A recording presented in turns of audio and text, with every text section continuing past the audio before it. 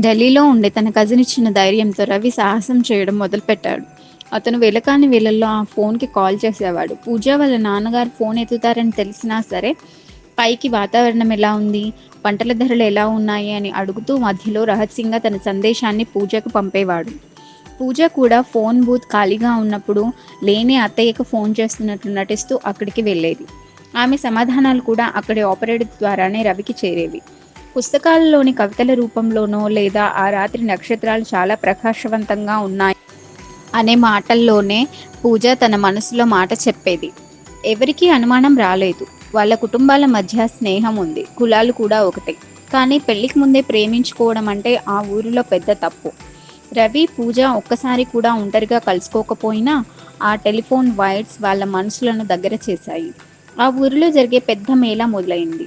ఆ జాతర అంతా రంగురంగులుగా ఉంది.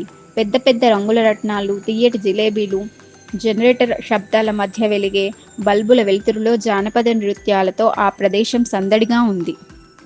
ఎట్టకేలకు రవి ధైర్యం తెచ్చుకున్నాడు. బెలూన్స్ అమ్మేవాడి దగ్గర ఉన్న పూజ దగ్గరికి వెళ్ళి నీతో మాట్లాడాలని ఉంది అన్నాడు.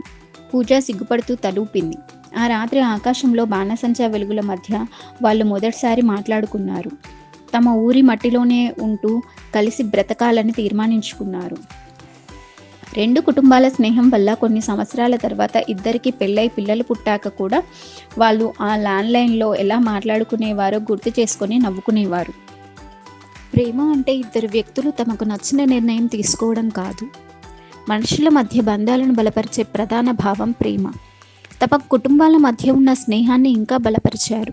పూజ, రవి కూడా అలానే ప్రవర్తించారు. Thank you for watching.